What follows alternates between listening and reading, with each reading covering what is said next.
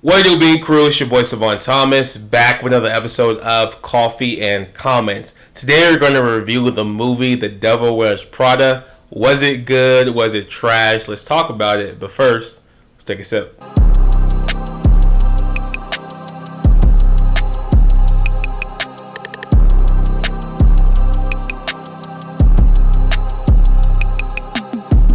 Welcome back, Bean Crew. This is a review of the movie The Devil Wears Prada. As always, subscribe to the channel, hit that button below. If you want to get notified of any new videos, hit the notification bell as well. It's free to subscribe. So it's free to subscribe for you guys. For me, it really helps me out. Really looking to grow this channel. Excited to continue to do things and provide great content for you guys. But starts with hitting the subscribe button.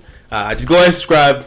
Appreciate you. Thank you so much. The Devil Wears Prada is one of those movies that you hear about so often. It's a, you can call it a cult classic if you want to, but I feel like everybody's seen this movie. It came out in 2006, so it's been on for quite a while. And really, though this is the first time I watched this movie, it's been something that I've heard about for years, right? Like, if I think about Meryl Streep and like her character roles, it's either this movie or Mamma Mia is what I think about for Meryl Streep. And I've never even seen Mamma Mia. I just kind of know that. So Meryl Streep's been in a lot of movies. There's probably way more that people would be like, sound off in the comments and be like, oh, she's been in this and that. Cool, whatever.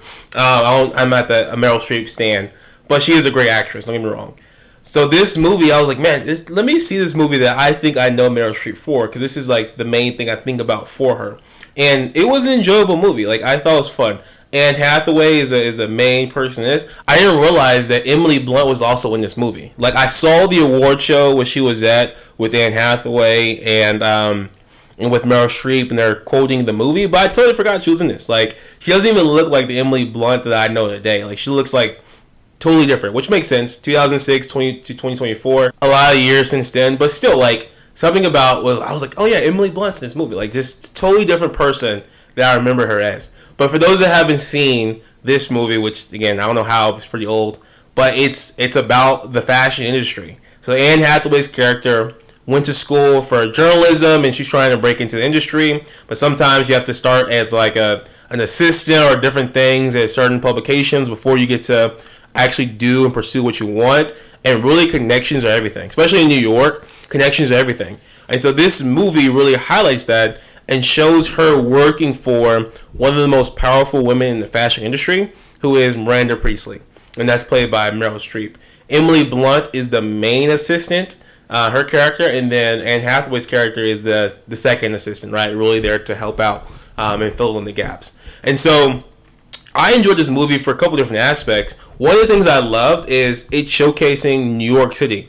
And like when I was watching it, because I've been in New York a few different times, and when I was watching it, I was like, man, no wonder back then, 2006, 2007, 2008, 2009, 2010, like there was such an allure of New York City. Over the years too, like there's been plenty of movies in the past that showcase New York as well, but there was such an allure growing up for me to like go see New York. And this is one of the movies I feel like highlights that, right? So you see like everything is on the cutting edge. You see her going throughout the different parts of the city. You see her like living the New York lifestyle that is really glorified, which honestly, like looking back on it, I don't know why the lifestyle is glorified. I guess maybe breaking big is what's glorified, but most people live in small apartments. But they do make good money, but the cost of living there is so crazy that making $100,000 in New York is like making $50,000, $60,000 in Texas, right? Kind of same cost of living.